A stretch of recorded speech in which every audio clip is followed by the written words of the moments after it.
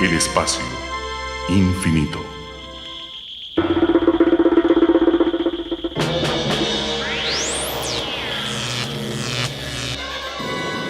Lo fantástico. Buscar.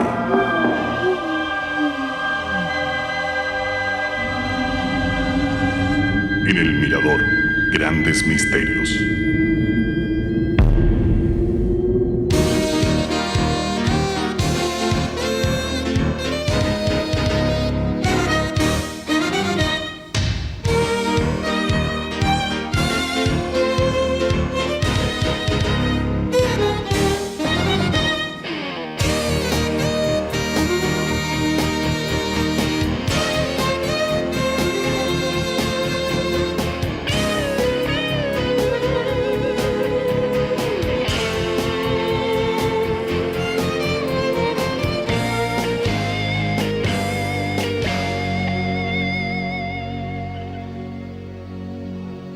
El año 1981, en su ensayo Life Itself, la vida en sí misma, podría traducirse, Francis Crick, que no es un charlatán, es premio Nobel por haber descubierto el espiral ADN, formula la teoría de que la vida en nuestro planeta habría comenzado hace 3.500 millones de años, sembrada por seres que llegaron desde otras galaxias, y que de la misma manera algún día, cuando dispongamos de la tecnología suficiente, nosotros podríamos ir a iniciar el proceso de vida, a sembrarla en otro sistema como el solar nuestro.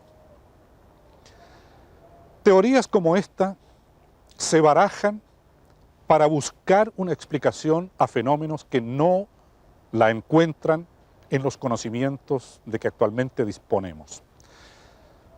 Huellas de extraterrestres, platillos voladores, señales que apuntan hacia el cielo, son fenómenos que vamos a visitar e indagar en el programa de hoy, viajando a diversos continentes. Alemania, Biblioteca del Estado en Berlín. Aquí se guarda una copia del mapa realizado en 1513 por el almirante turco Piri Reis.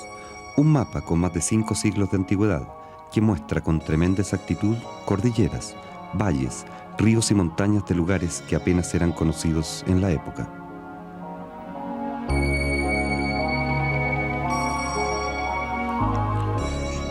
¿Existe algo especialmente misterioso, a su juicio, como especialista, en este mapa? Lo curioso es el hecho de que en un mapa turco, es decir, en un mapa del Reino Otomano, se haya representado y mencionado el continente americano, estableciéndose así una relación que no existía en esa época. Mucho más curioso puede resultar que en ese tiempo fuera tan conocida por los turcos la Antártica, ríos y selvas, tierras y costas de Sudamérica y el Caribe. Según el experto alemán, Piri Reis utilizó mapas de otros navegantes de la Edad Media, mapas que ya no existen. Otras respuestas a esa curiosidad las encontramos en Cádiz, al sur de España. Allí nos recibe Juan José Benítez, el más conocido investigador de misterios en el mundo, un hombre cauto, metódico, un escritor de gran éxito, adorado por los esotéricos, respetado por los ufólogos y no del todo ignorado por los científicos. Alguien desde hace mucho tiempo conoce la Tierra. Alguien que tiene una tecnología suficiente para observarla desde el aire, suficiente para trazar mapas. Que esos mapas pudieron transmitirse o ser conocidos por los navegantes de la Edad Media, por supuesto, sino qué otra explicación tiene los mapas de Piri Reis. Conocimientos entregados por gente que volaba, dice Benítez, gente que visita nuestro planeta desde hace miles de años, dejando huellas por doquier. Solo, según Benítez, basta abrir la mente para introducirse en ese mundo fantástico, tal vez loco y descabellado, pero lleno de enigmas, preguntas y misterio. Estoy convencido de que la Tierra ha sido visitada desde muy antiguo por seres, digamos, no humanos. Si uno consulta la mitología, las leyendas, las religiones, y muchísimos testimonios en pinturas de arte rupestre, etcétera, se da cuenta de que bueno, una serie de civilizaciones muy poderosas, mucho más importantes de las que existían en esos momentos en la Tierra, pudieron descender, pudieron mezclarse con estas culturas autóctonas o simplemente dejarse ver. Ese es el mundo de Juan José Benítez, y junto a él iniciamos un viaje hacia el pasado remoto, buscando huellas que esas extrañas visitas de otros mundos habrían dejado en nuestro continente.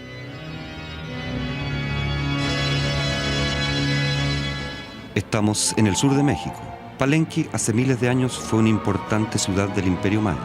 Hoy es un centro de investigación y turismo. Aquí encontramos una de las más conocidas huellas de esos posibles contactos con extraterrestres. Recorremos oscuros pasadizos, bajamos alargadas escalas hasta alcanzar el corazón de una gran pirámide. Aquí está el sarcófago de Palenque. Para los arqueólogos, este es el ataúd de un importante sacerdote, rodeado por una rica y hermosa representación del paso a la otra vida. Pero analicemos una réplica del sarcófago. Los ufólogos plantean que la posición del hombre semeja a la de un moderno astronauta dentro de una cápsula espacial. Para ellos, su rostro estaría conectado a una mascarilla de oxígeno, sus manos aparecen manipulando controles y el pie presionaría un pedal. Un total de 18 semejanzas han encontrado los ufólogos entre este dibujo y una nave espacial. Estas huellas son las que hacen volar la imaginación de Benítez y lo llevan a hablarnos del que considera el más grande de los misterios de nuestro tiempo, las líneas de Nazca.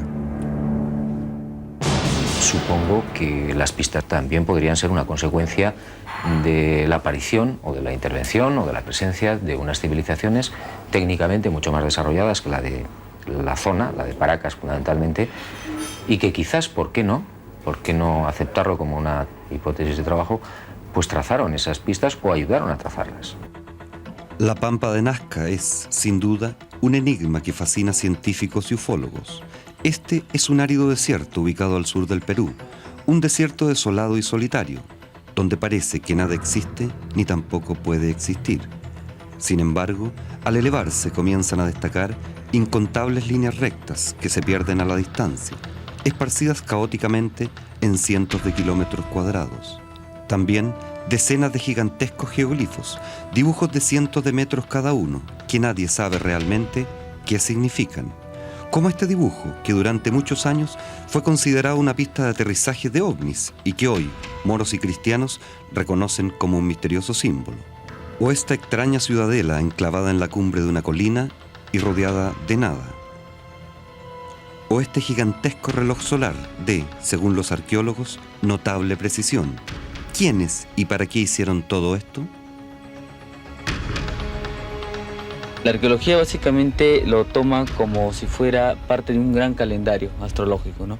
Que rige de alguna u otra manera la vida de todos estos personas que vivieron en esta época, ¿no? Entre aproximadamente 100 años antes de Cristo hasta 600, 700 después de Cristo. Gente que se movilizó en una zona tan desértica y tan difícil de ubicar que necesariamente tuvo que recurrir a esta simbología para control de lo que es en este caso, lo que es la agricultura, control de lo que es el agua misma, que es tan difícil encontrarla acá. Entonces, con esta simbología probablemente haya sido un gran pizarrín para aquellos personajes. La enorme cantidad de líneas estaría entonces asociada con posiciones de constelaciones y estrellas, indicando temporadas de lluvias y grandes sequías. Los dibujos, por su parte, serían algo así como ofrendas y representaciones simbólicas. No obstante, basta observar la complejidad de las líneas, la enorme variedad y sobre todo el tamaño de estos dibujos, como el famoso colibrí de más de 200 metros, o el mono, similar en extensión a nuestro Estadio Nacional, para que neófitos y expertos opinen que Nazca es mucho más que un calendario astronómico.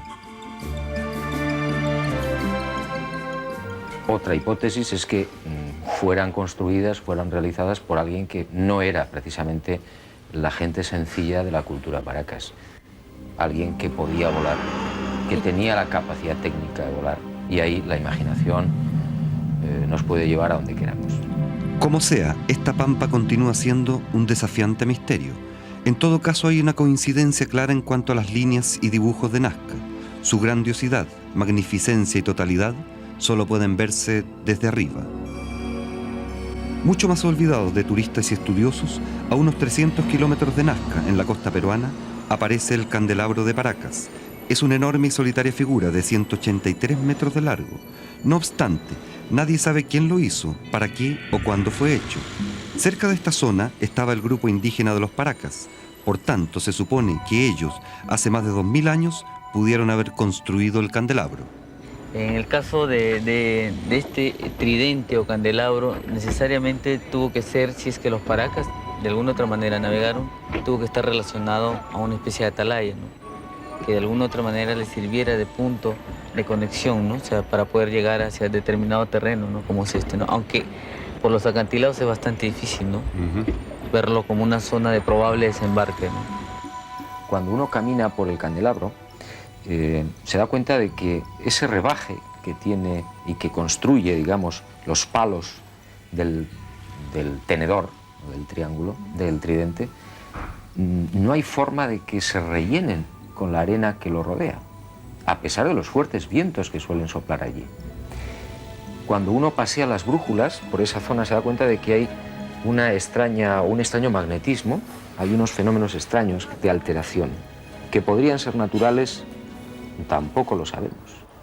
¿Eso qué quiere decir? Que a lo mejor el tridente podría ser un faro, pues difícilmente, porque solamente serviría para barcos muy próximos. Pero ¿por qué ese extraño magnetismo? ¿Sería un faro de otro tipo? ¿Sería un faro para señalar quizás pues a esos seres de los que hablábamos antes que tenían la capacidad de volar? Buena parte de esta misma teoría, Benítez la aplica para otro de los grandes enigmas de nuestro tiempo, los geoglifos que existen en el norte de Chile. ¿Quiénes y para qué hicieron los cientos y cientos de enormes y extraños dibujos que se encuentran en nuestro desierto? Hay unos 120 lugares con geoglifos en el norte de Chile. Y este es un excelente ejemplo. Estamos a 100 kilómetros de Iquique, en el Salar Pintados, en plena pampa del Tamarugal. Y al contemplar las figuras, cerca de 500 que hay aquí, empiezan esas interrogantes respecto a por qué y para qué se hicieron, la utilidad que tendría por último el saberlo, y sin embargo, esas preguntas surgen de algo que es un hecho concreto y que a nosotros en la ciudad muchas veces se nos escapa un poco de la percepción real, y es que estas figuras están aquí. Es una enorme e insólita variedad de figuras distribuidas entre Arica y Tocopilla.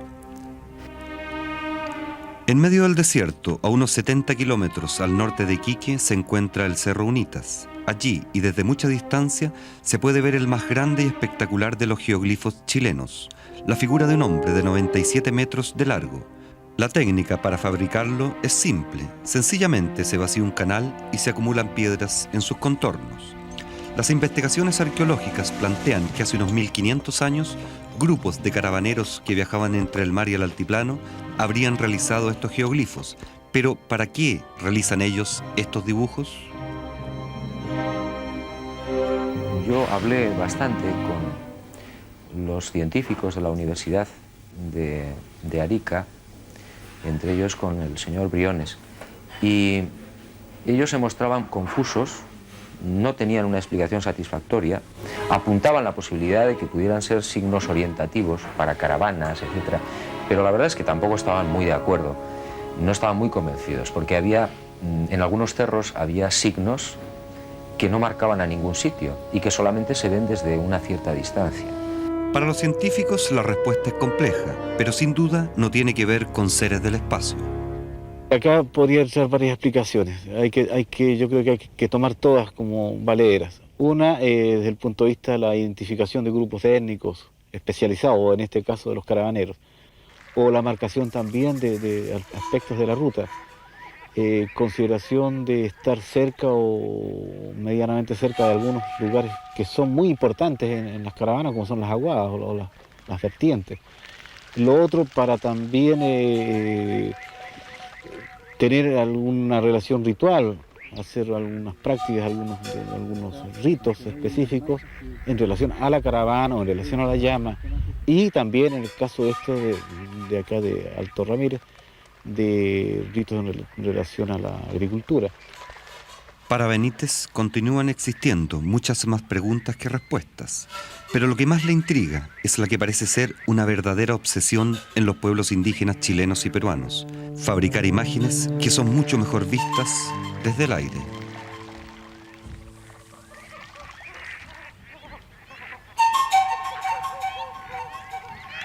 También en el norte chileno se encuentra otro de los misterios favoritos de Juan José Benítez. Años atrás, la arqueología mundial fue impactada con la noticia que en Arica, un primitivo pueblo de pescadores, desde hace más de 8.000 años, manejaba una técnica de momificación sofisticada, compleja y mucho más temprana que la egipcia.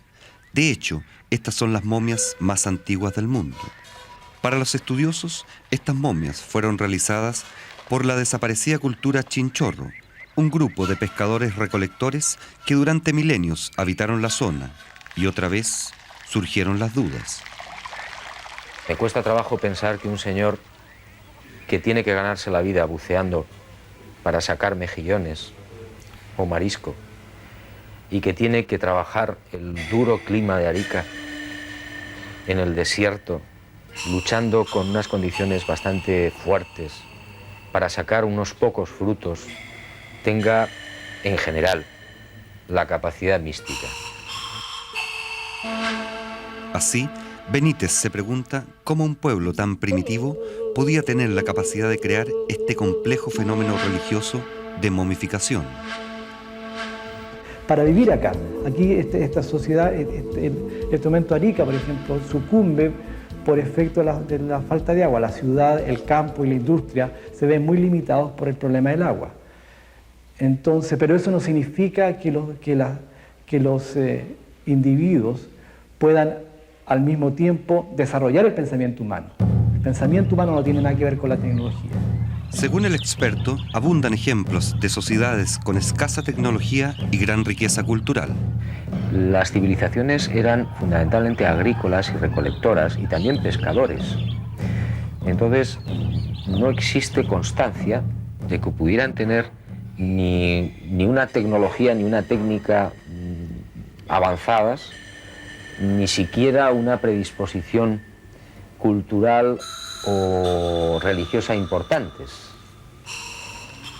¿Cómo encajar entonces una cosa tan interesante y tan profunda, no ya por el hecho de saber momificar y con una técnica diferente a las egipcias, sino sobre todo, y lo más importante, cómo encajar, cómo explicar que tuvieran conciencia de que existía otra vida?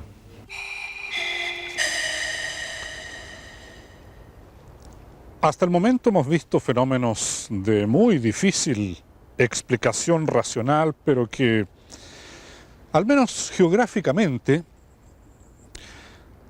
tienen lugar en zonas donde hubo sociedades humanas, por ejemplo, las precolombinas.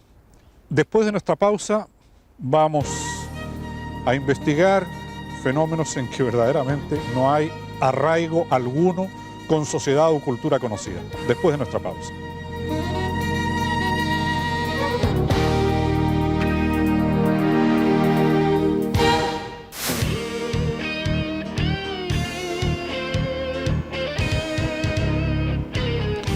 Usted seguramente conoce a Carl Sagan, uno de los científicos norteamericanos más destacados de la actualidad, autor de esa serie de televisión que se dio aquí en Chile, Cosmos, que se ha hecho un libro también sobre divulgación científica. Bueno, Sagan tiene una teoría matemático-probabilística bastante curiosa, que es la siguiente. De los 100.000 millones de estrellas conocidas, 1 millón por lo menos debería haber desarrollado un sistema planetario como el nuestro y en el cual debería haber surgido también, por lo tanto, vida inteligente. Los habitantes de esos sistemas emprenderían por lo menos un viaje interplanetario o intergaláctico al año. Y de acuerdo a esta misma ley de probabilidades, llegarían hasta nuestro sistema solar una vez cada 1.000.000 de años, alguna expedición. Pero, al advertir que en un planeta como el nuestro hay vida inteligente, estarían tentados de volver cada 2 o 3.000 años. Tal vez semejante teoría sirva a manera de posible explicación para alguno de los fenómenos que le vamos a mostrar a continuación.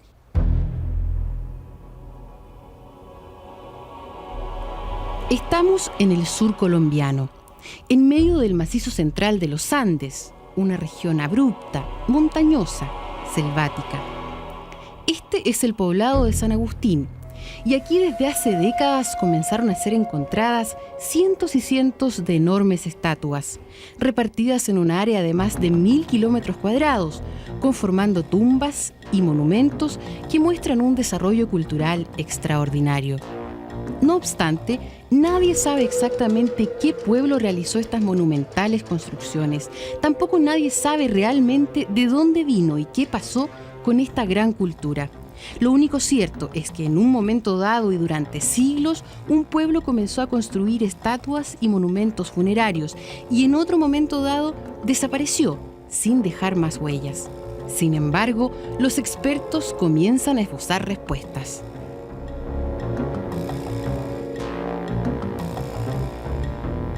Ninguna estatuaria en América es tan rica simbólicamente como la de San Agustín. Los orígenes de la cultura los ubicamos ahora en el Amazonas.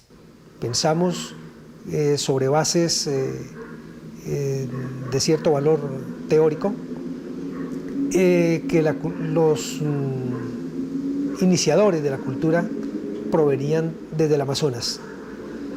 Es la supervivencia de los restos de una cultura desaparecida, más por lo que ignoramos que por ella misma.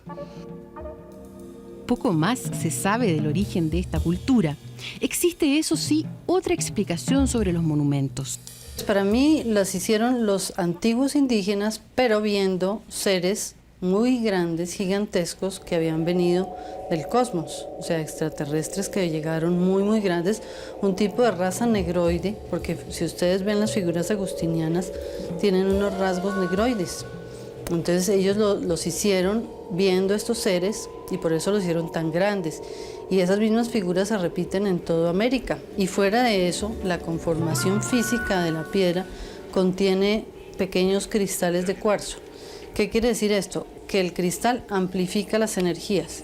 Si son colocados en un lugar específico, amplifica de tal forma la energía que ya de hecho existe, que la persona puede llegar a otros niveles de conciencia o incluso se pueden materializar objetos de otras dimensiones. Por ejemplo, en el caso de las naves o platillos voladores que están en otra dimensión y pueden materializarse en esas zonas. Por los rasgos negroides de estas estatuas, algunos estudiosos han buscado sus orígenes en lugares tan lejanos como África o Polinesia. Sin embargo, lo único cierto es que la gran riqueza simbólica de esta estatuaria la hace única en el mundo. Una estatuaria que muestra gran profusión de enterramientos funerarios, pero extrañamente repleta de representaciones de vida. Genitales, falos, madonas y mujeres grávidas indicarían una contradicción. Pero según los arqueólogos, en esta sociedad, la muerte y la vida constituyen una unidad, un complemento. Para ellos, no era posible la una sin la otra, o más exactamente, la muerte es una parte de la vida. No existe otro tipo de huellas importantes que haya dejado esta cultura, ni viviendas, palacios, templos o ciudades. Es decir, estamos frente a un pueblo que habría surgido misteriosamente hace unos 2500 años. Un pueblo que durante 10 siglos construye casi nada más que estatuas y monumentos. Una alta cultura que de pronto desaparece para siempre, sin todavía una explicación definitiva. La cultura de San Agustín, los portadores de la cultura de San Agustín, en algún momento determinado, por razones que todavía no están muy claras para nosotros, sufrieron una especie de colapso. Es posible que la dedicación de la mano de obra para una producción que no intervenía directamente en la reproducción de la economía, lo llevara finalmente al colapso. En todo caso, la antigüedad y magnificencia de estos monumentos llevan a pensar a los arqueólogos que esta gran cultura lítica se pudo haber irradiado a otras zonas, como Tiahuanaco en Bolivia y a diversos lugares de Centroamérica. Entonces, el enigma se hace todavía más presente. ¿Por qué y cómo desaparece sin dejar huellas un pueblo tan avanzado?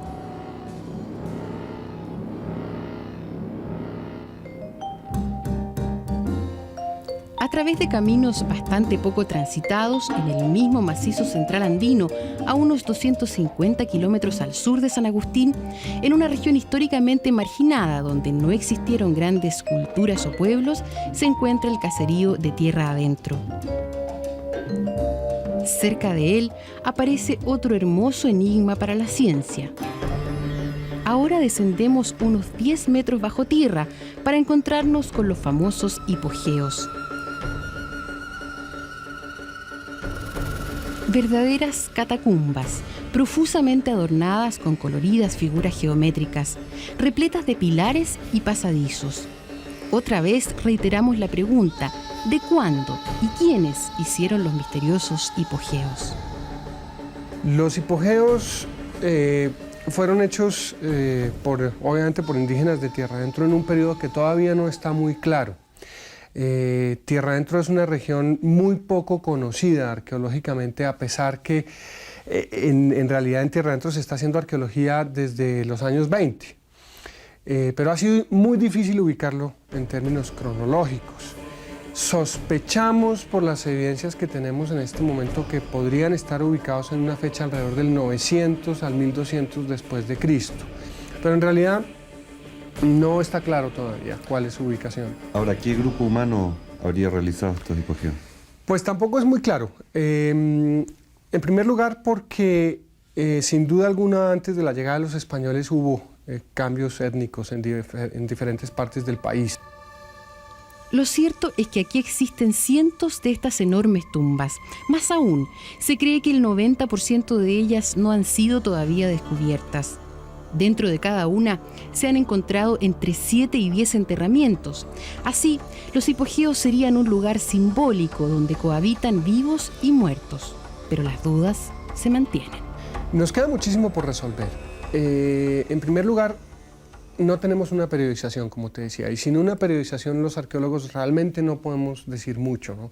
Si tú no sabes si la estatuaria es contemporánea con los hipogeos, tú no estás seguro de eso, cualquier interpretación va a estar de entrada sesgada o muy limitada.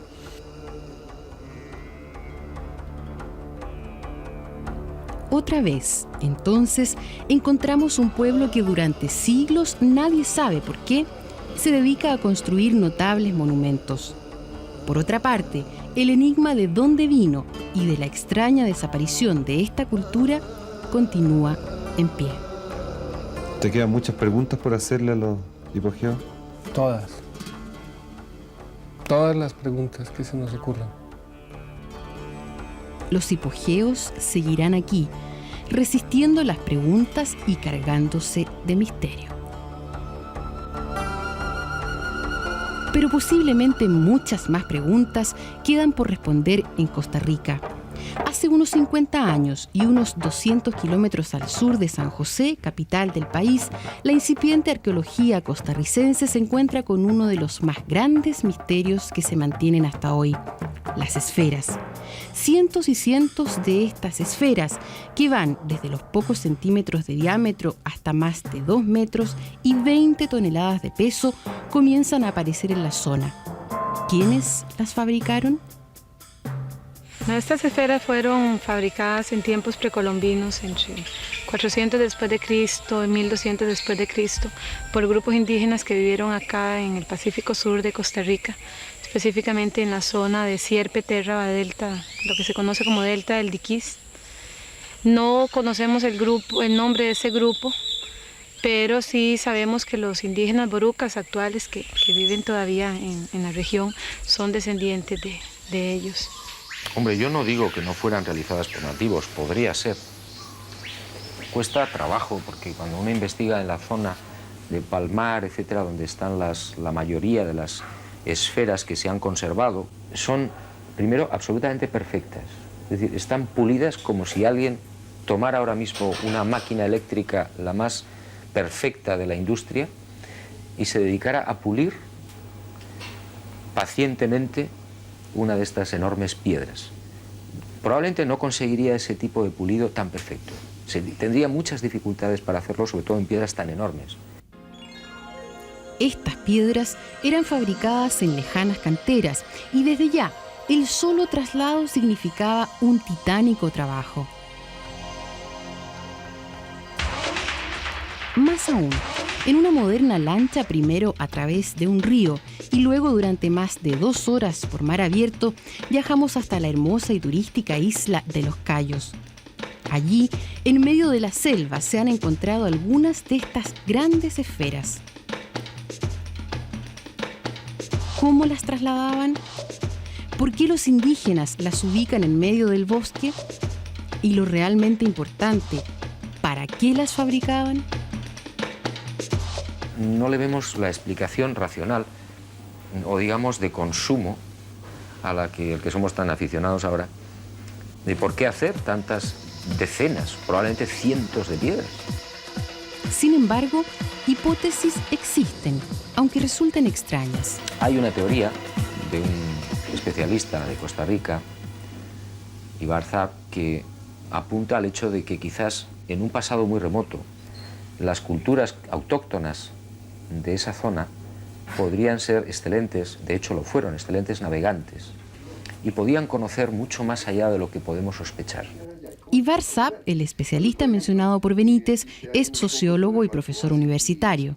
Yo creo que fueron hechas por una antigua, muy antigua cultura, civilización mejor dicha, naval, que existió aquí en América y que no se sospechaba hace mucho de que vivía o que tuvo su sede aquí en Costa Rica. Esa cultura, después de 14 años de investigación, puedo decir con bastante confianza, es la cultura que se viene buscando y hablando de ella por muchos años, es la cultura atlante. Y estoy proponiendo que América es la antigua Atlántida, en un libro que estoy por publicar. Las esferas entonces habrían sido hechas por gente de la Atlántida. Además, Zab, proyectando las direcciones que indican las agrupaciones de esferas, concluye que éstas muestran importantes rutas navales. Hay una técnica de navegación de los polinesios que aprendí, que es que estas estrellas que ellos usaban no solamente tenían una dirección o le permitían dirigir la nave, sino que tenían la propiedad, de que hablé hace poco, de que se reflejaban en un vaso de agua a la medianoche. Entonces uno navegaba hacia la estrella y buscaba una noche en que la estrella estaba a medianoche justo dentro del vaso. Esa técnica se llama establecer la columna de la suerte. Ahora bien, yo me pregunté, cuando Platón dijo que la Atlántida estaba al oeste de las columnas de Hércules, ¿habrá una constelación Hércules? Y si la hay, ¿a dónde caen a la medianoche sus estrellas? Aquí están ustedes. Así es. Caen exactamente aquí, acá en Costa Rica. Sí. Y es una constelación grande, abarca también el Yucatán. Pero la estrella más brillante de ella está en estos momentos igual que hace 13.000 años atrás, latitud 10 grados norte. Es la que Cristóbal Colón buscaba y usaba para cruzar el Atlántico, porque vino ahorita 10 grados norte. Ahora, y entonces, por medio de técnicas de navegación antiguas, puedo decir que Platón dio instrucciones navales para llegar a Costa Rica. En aquel tiempo era el Atlántico. Esferas perfectas, misteriosas, esferas que nadie sabe realmente quién y para qué fueron fabricadas.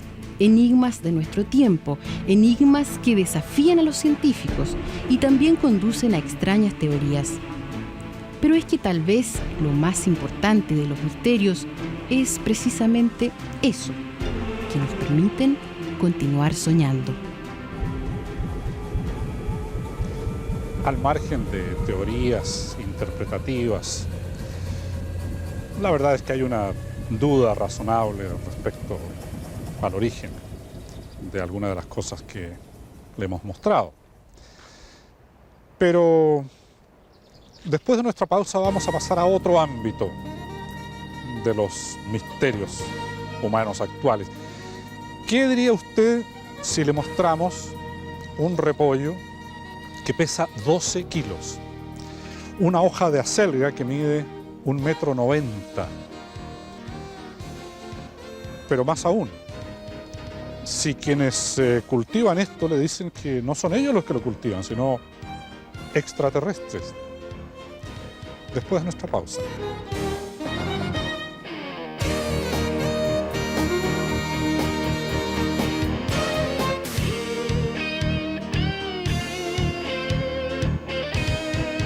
Bueno, tal como decíamos, hasta el momento hemos mostrado cosas concretas y tratado de razonar al respecto, naturalmente sobre la base de algunas teorías. Pero nos vamos a desplazar hacia el campo de la imaginación un tanto más fantasiosa, que requiere de una apreciable cuota de credibilidad y que se sustenta más bien en un deseo que tenemos todos a veces de encontrar explicaciones, si no sobrenaturales, al menos sorprendentes a algunos fenómenos. Les recuerdo que la palabra col está utilizada por repollo. Millones de años atrás, seres venidos desde una lejana galaxia habrían sembrado la semilla para construir una civilización en nuestro planeta. Un médico peruano es el portador de esta teoría.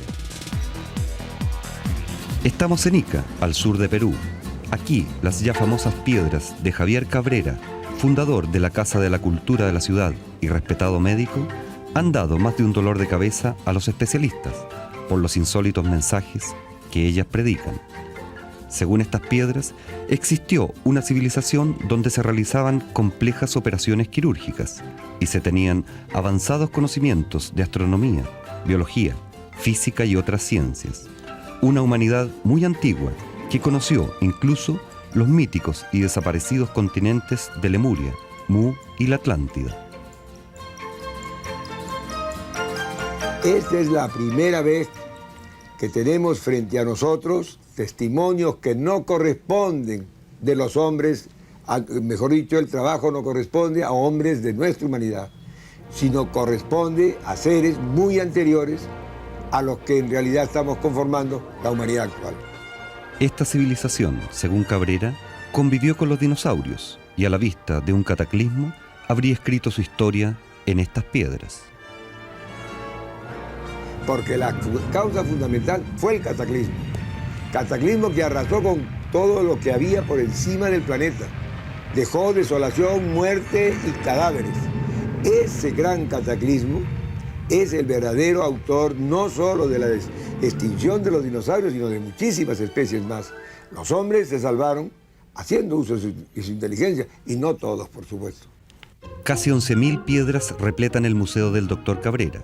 Sin embargo, la arqueología peruana rechaza de plano sus teorías, asegurando que las piedras son falsas.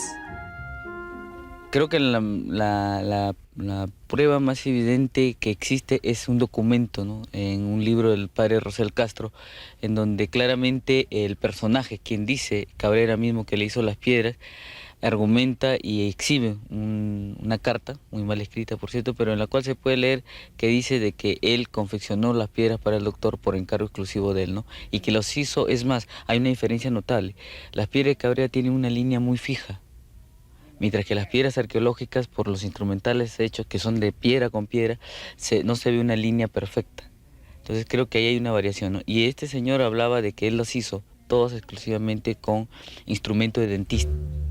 Cabrera se defiende insistiendo en que las piedras aparecieron mucho antes de que él tuviera siquiera conocimiento de su existencia. Pero yo les voy a enseñar el libro del historiador Hermann Busse, que nos refiere la aparición de estas piedras, los primeros estudiosos de estas piedras, que fueron los hermanos Carlos y Pablo Soldi, dueños de una hacienda que hay en el sur de Ica, la hacienda Ocucaje, productora de vinos maravillosos. Ellos hicieron la primera colección. En todo caso, estas piedras despiertan bastante curiosidad. Autores franceses, alemanes y estadounidenses han escrito sobre ellas en libros de gran divulgación. Lo que sea, pero parafraseando un notable programa de este canal, ¿y si fuera cierto?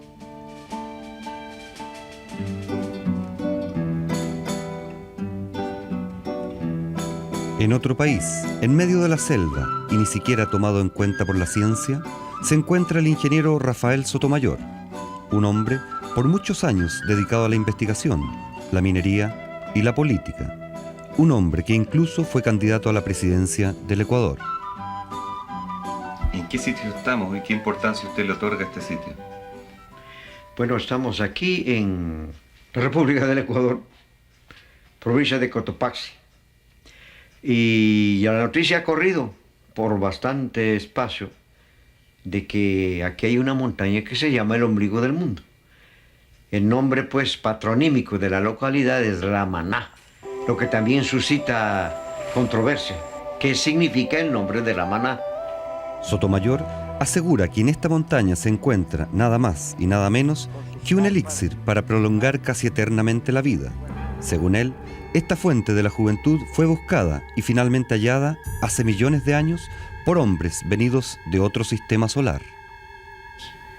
Unos inmigrantes del Sol Sirio, cuando este estaba ya para transformarse en una nova, porque parece que hoy es una nova o una prenova, llegaron aquí y son los causantes de nuestra civilización. Es más, diríamos que en un calendario histórico, con una escala anual, ellos llegaron el 29 de diciembre al amanecer 30, recién ayer. Porque la civilización terrestre no es más antigua de 6 o 7 mil años. Una civilización entendible, lógica, congruente. Pienso que los autores fueron esas gentes, a quienes los antiguos les llamaban los dioses, los creadores de los seres humanos. Al igual que el doctor Cabrera en Perú, el ingeniero Sotomayor plantea que estos hombres dejaron mensajes sobre su vida en restos arqueológicos. El mensaje importante que estas figuras dejan es que ellos sabían más de ciencia y de humanismo que nosotros ahora. Mire usted a Arjuna, el general Kuru que fue a la batalla. Y cuando llega con su ejército encabezando listo para una batalla tremenda contra los enemigos del reino de él, de Kuru, se sienta y contempla los dos ejércitos ya en pie de guerra. Y Arjuna medita. La meditación está aquí en el Bhaktivedanta. Y después de esa meditación decide que la guerra es una estupidez. Y le duele tener que matar a ese que él dice enemigo y que es mi hermano. Se arrepiente, hace la paz, no hace la guerra y se regresa a su tierra. ¿No es eso una concepción trascendente, superior a la que nosotros tenemos ahora? ¿Lo es? Pero tal vez el caso más insólito de mensajes venidos del espacio se encuentra a miles de kilómetros al norte. Viajamos entonces hasta el Valle de las Siete Luminarias, cerca de la ciudad de Santiago, en el centro de México. Según una leyenda de ya 5 siglos, existen aquí 7 volcanes que representarían a la constelación de la Osa Mayor. En este lugar, Juan José Benítez nos introduce en un nuevo misterio. Las Siete Luminarias ofrece uno de estos inmensos atractivos, donde una de las lagunas, como consecuencia de una de las algas microscópicas que existen en el fondo de esa laguna, cuando se va a producir un terremoto, las ondas, digamos, en palabras sencillas, que van por delante del seísmo, hacen que estas microalgas de color rojizo se alteren, se muevan, suban a la superficie y cambien la tonalidad turquesa. Pero no es solo eso. Desde hace unos 20 años, este lugar comienza a interesar a la prensa. Yo me encontré con unos gentes muy sencillas del lugar que me enseñaron, que me mostraron esas impresionantes hortalizas. Bueno, pues una col que había que llevarla en camioneta, hojas de acelga de 1,95 m, cebollas grandes como cabezas de niños. Hortalizas verdaderamente gigantes. Hasta tal punto llegó la sorpresa que una universidad se interesó en el asunto. Esto nace de que de pronto en la institución empezamos a leer en diferentes vías informativas, como son los diarios, de un agricultor que hace hortalizas gigantes. Y concretamente en los diarios se acompañaba una foto de una col gigante y un dato ahí que indicaba coles de 30 kilos y producciones fantásticas de 300 toneladas por hectárea.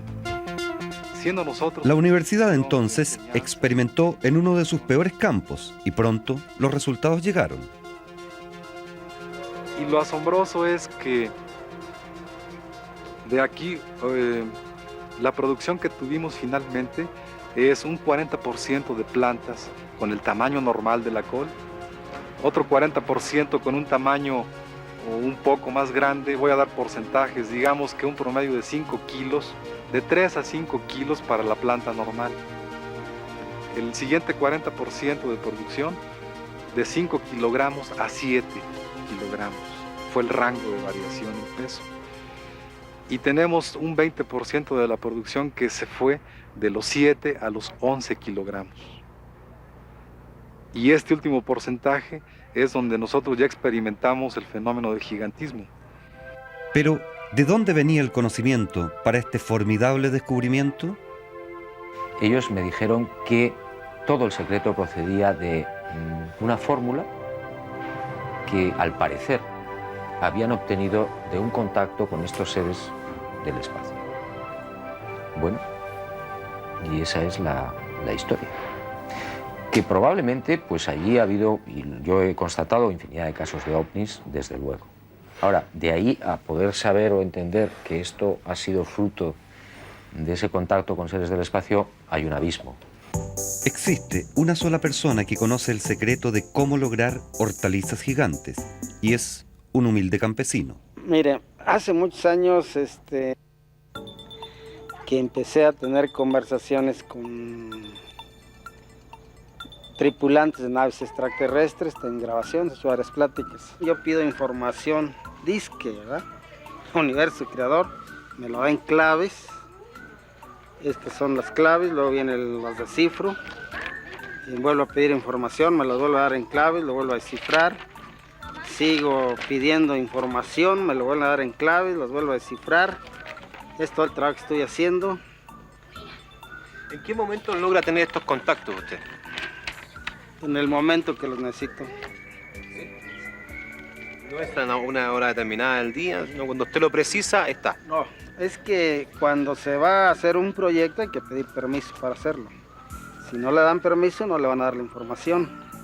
Si le dan permiso, le van a dar la información.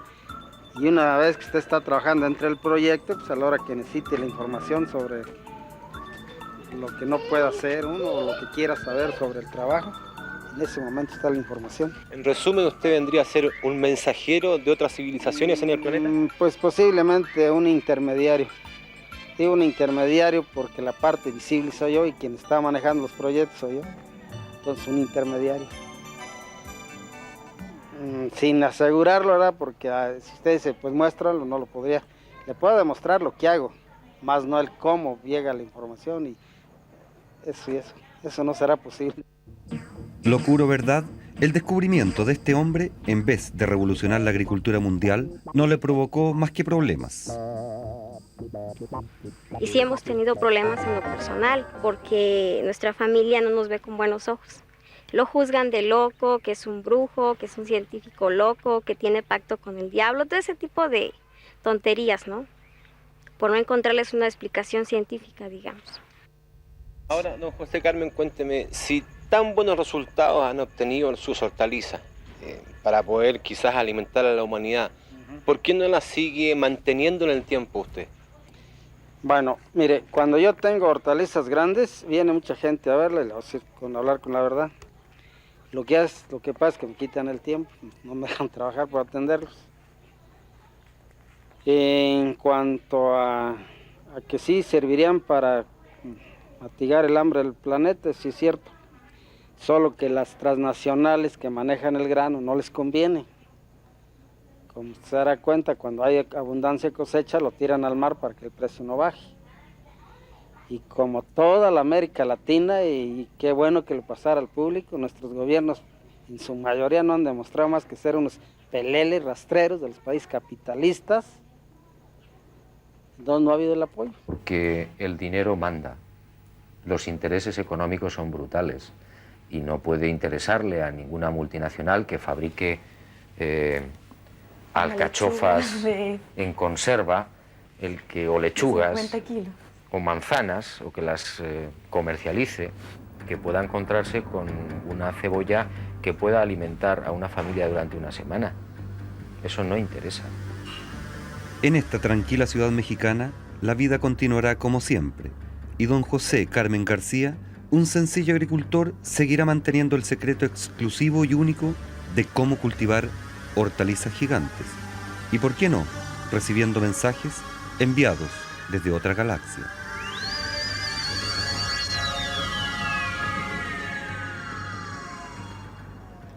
Incógnitas espeluznantes o incógnitas risibles, lo hermoso de los misterios, dice JJ Benítez, es que nos permiten soñar y desarrollar la capacidad de imaginación. Por eso, agrega, nunca se agotarán. Y a nosotros, ¿qué nos queda? La última pausa.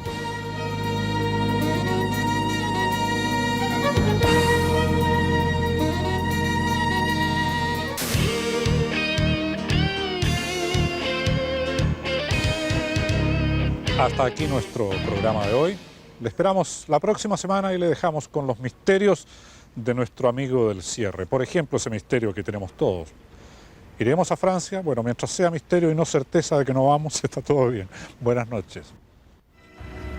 Santiago era una enciclopedia de misterios en blanco y negro, un libro abierto, un caleidoscopio cuyas entrañas en celo convocaban mi curiosidad y mi olfato depredador. No, muy cursi, pero otra vez. Santiago se aparecía ante mis ojos de recién llegado como un estercolero de misterios turbios, lóbregos, apocalípticos, donde pululaban sicarios, sabandijas, guarenes. No, muy exagerado, pero otra vez mejor. Santiago se exhibía ante mis ojos con todo el sórdido y magnífico esplendor de sus misterios. Grábame un poquito desenfocado porque me quiero ganar un premio en un festival de cine latinoamericano. Mentiría si dijera que había encontrado trabajo como investigador privado, pero el gran misterio que me esperaba me hacía sentir como Sherlock Holmes. Murder, my dear Watson. Refined, cold-blooded murder. Sí, como Sherlock Holmes. Y en mi caso el asunto parecía elemental, Watson. Yo estaba a punto, por fin, de encontrar trabajo, pero como requisito me habían pedido certificado de existencia, de antecedente, de residencia y de bautismo, un perfil bioquímico, RUT, patente, póliza de garantía, registro de inscripción, ficha notarial, seguro de gravamen y de cordura, examen de SIDA y TESPAC, una fotocarné y mi ficha. ¿Cómo podía imaginar que mi drama recién estaba comenzando? De San Fernando me dijo, ¿no? Sí, de San Fernando. Ahí fui inscrito yo cuando nací. No, su certificado de nacimiento no existe. ¿No existe? No aparece, señor. ¿Cómo que no aparece? O sea, que yo no he nacido. Joven, ¿yo existo? ¿O soy una ensoñación? Oiga, ¿yo nací? Mira, oye, yo ya no sé qué creer. El siguiente. Oiga, ya, cortémoslo con esta cosa del ser o no ser. Yo tengo muchas cosas que hacer y yo necesito que me diga de una vez por todas qué es lo que necesito para tener mi certificado de nacimiento. Debe traer su registro de inscripción. Mire, lo siento, pero la ley prohíbe dar registro de inscripción si usted no trae su código de barras. Permiso A38. ¿Y la forma azul? Forma azul. Para entregarle su código necesita su ficha psicotécnica. Llena esta forma y luego podrá recoger la forma rosa. ¿Qué forma rosa? La que necesita a fin de tener el permiso A38, ventanilla 12, segundo piso, escalera B, corredor J. Papeles. El misterio de mi existencia ahora dependía de un número.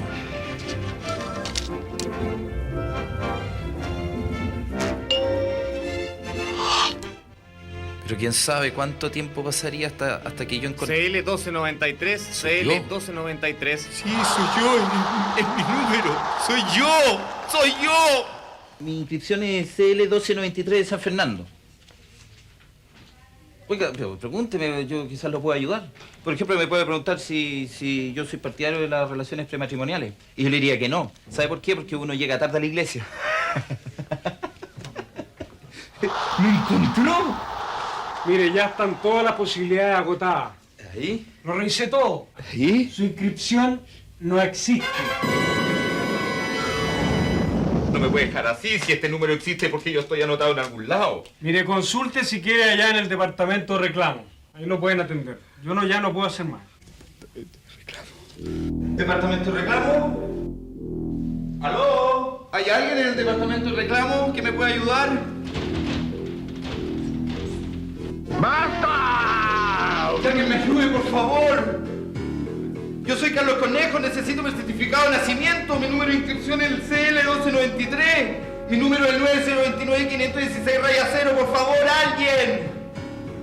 ¡Por favor! Mi oculta faceta como investigador privado me llevó a la conclusión de que el asunto de mis antecedentes tenía connotaciones misteriosas, imposibles de solucionar en el templo del trámite, y mi sagacidad me condujo al lugar apropiado. Buenas noches. Buenas noches. Carlos Cornejo. Adelante. Sí. Pase. Mi vida es un misterio. No hay ningún registro de mi existencia. En ningún lado está anotado nada de lo que he hecho. Yo no sé si existo.